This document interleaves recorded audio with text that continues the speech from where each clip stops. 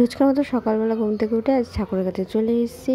সব কাজ সেরে এই যে দেখতেই পাচ্ছ সব পরিষ্কার করে নিয়েছে। এই যে আমার বেগুন দাদাকে চকলেটটা দিয়ে দিয়েছি, তার কারণ সে তো ফুল করে দিয়েছে না, তাকে না দিলে হয়।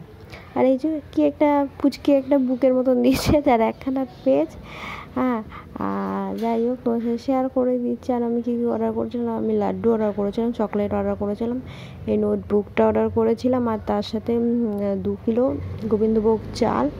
লাড্ডুটা তো ঠাকুরকে আমি দিয়ে দিয়েছি, হলদিয়ামের লাড্ডু। আমি হাজার মতো সুইগি থেকে অর্ডার করবো, তারপরে দেখলাম না ব্লিঙ্কিট থেকে। আবার ব্লিঙ্কিটে একটা জিনিস ঘটেছে, যিনি দিতে এসেছিলেন না, তিনি আমার বাড়ির গলির সামনে ঢুকেই না ডেলিভারি মার্ক করে দিয়েছিলেন। আর আমার ফোনে একটু নেটওয়ার্ক প্রবলেম হওয়াতে আমি তার নাম্বারটা খুঁজে পাচ্ছিলাম না। সেটা অবশ্যই ইয়েতেই পাওয়া যায়, কিন্তু পাওয়া যাচ্ছিলো না। তো তাও আমি তাকে কিছু বলিনি, কেন সে আমাকে অর্ডারটা দিয়ে দিয়েছে তাই। তো আমি অন্য সময় কল করে নিই ফার্স্টেই, যদি বিশাল টেনশন হচ্ছিলো। সবচেয়ে বেশি কথা, আমি টাকা পেমেন্ট করে দিয়েছিলাম অলরেডি। এই জন্য আমি কমপ্লেন করতেই পারতাম, কিন্তু চট করে কমপ্লেন করলে না প্রবলেমে তারা পড়ে। তো এই জন্য সবসময় সব দিক থেকে ঠিকঠাকভাবে থেকো কাজে দেবে। আমি ব্লিঙ্কিট থেকে অর্ডার করেছিলাম by the way.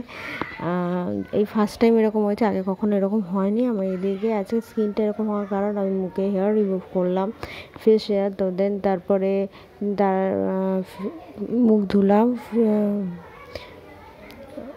Face wash দিয়ে, দেন সাদা চন্দন ইউজ করলাম। আর এখন ভাতটা ফুটছে, তরকারিটা গরম করে নিলে খেয়ে নেবো, খুব খিদে পেয়েছিলো। আর এদিকে আমি কাজ করছি বলতে, চালটা ঢেলে নিয়েছি, গোবিন্দভোগ চাল আর নর্মাল চাল গুঁড়ো করে রেখেছি এখানে।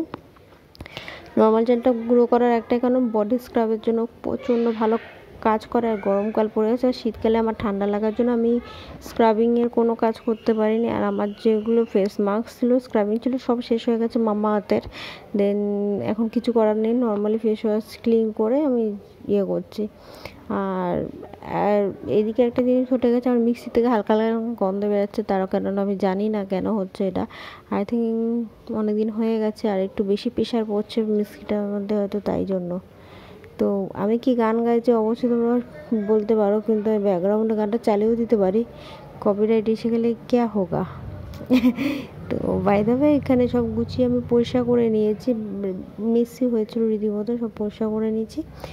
আর হালকা খিদা পেয়েছে, রান্না বসিয়ে দেবো। নেক্সট ডে নিরামিষ, আজকে আমিষ ছিল, বাট আমি সয়াবিন করেছি। কী করো, সয়াবিন খেতে খুব ভালোবাসি। তো টাটা।